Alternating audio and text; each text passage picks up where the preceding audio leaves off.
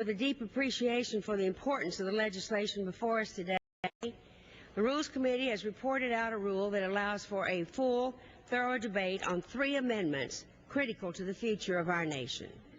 This process will give each member ample opportunity to vote their conscience on whether to fund the war or not, place conditions on our Iraq policy or not, or choose to support veterans over millionaires.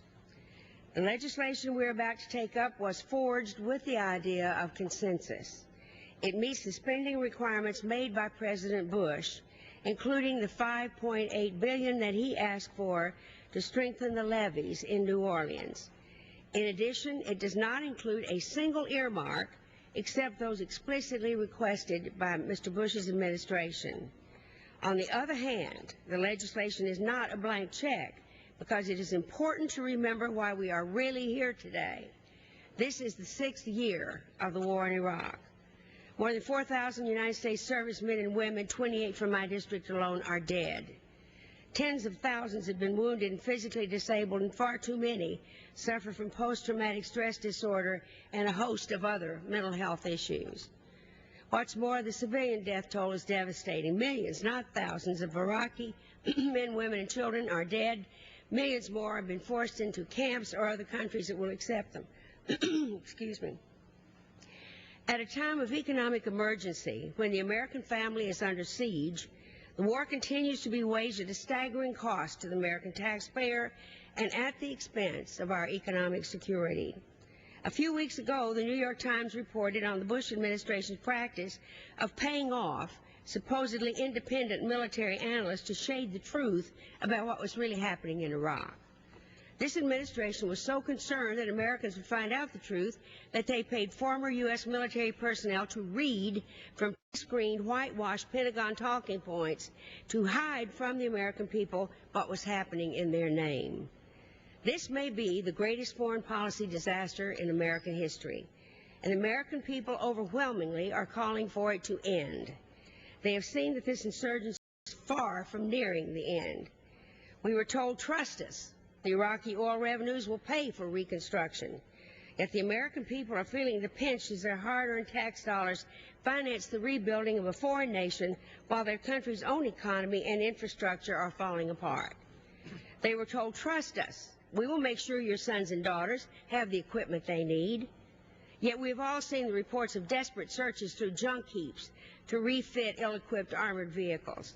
And we've all heard the tales of worried mothers scraping together the family savings to purchase adequate body armor for their children. They were told, trust us. We will ensure our fighting men and women will be taken care of when they return home. Yet we all remember the disgraceful images of Walter Reed Hospital, the recent reports of appalling living conditions for troops stationed in barracks at Fort Worth, Texas. Under such circumstances, it would be an abdication of our duty to perpetuate a clearly unacceptable status quo. For that reason, the legislation we take up today represents a break from the past and a renewed chance of changing a stale, stagnant situation. It does indeed provide immediate funding for our soldiers in Iraq and Afghanistan who are currently in the field. However, while the needs of our troops will always be at the forefront of our national priorities, funding for this war must not come in the form of a blank check. This funding only comes with conditions that will begin the process for ending this war. The supplemental requires that troops begin redeployment from Iraq within 30 days with a goal of completing the full withdrawal in 18 months. We do this not because we concede 1 inch to those who would do our nation harm or because we lack the will to fight for our national security. We do this because basic respect for our military demands it. No longer will they be asked to fight an open-ended conflict whose finish line keeps moving.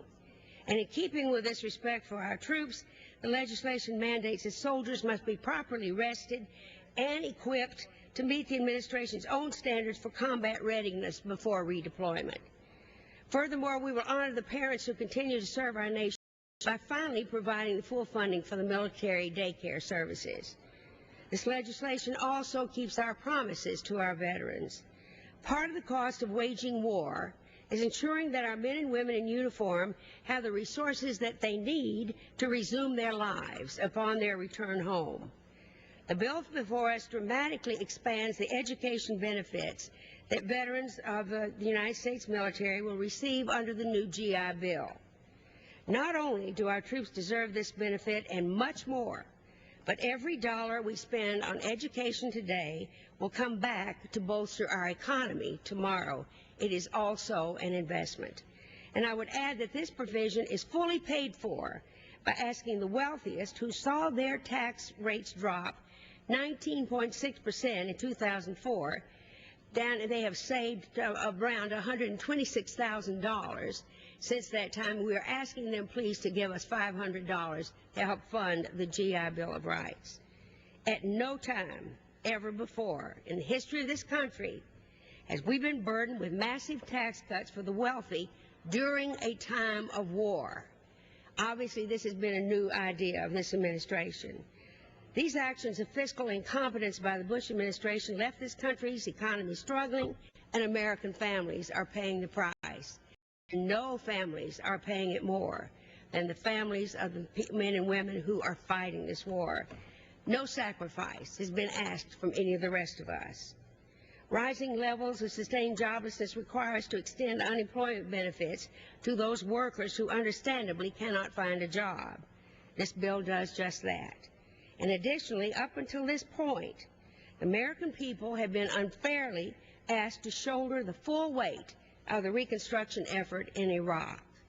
The underlying legislation requires that U.S. reconstruction aid be matched dollar for dollar by the Iraqi government, removing some of the pressure from families already struggling to make ends meet.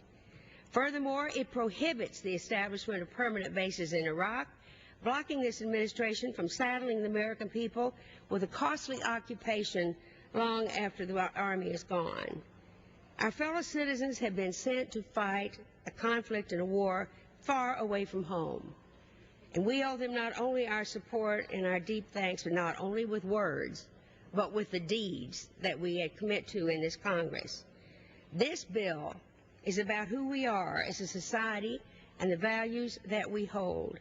I am proud to support this rule and the underlying legislation. I ask my colleagues to do the same, and I reserve the balance of my time. Reserves the balance of her time. All right. Gentleman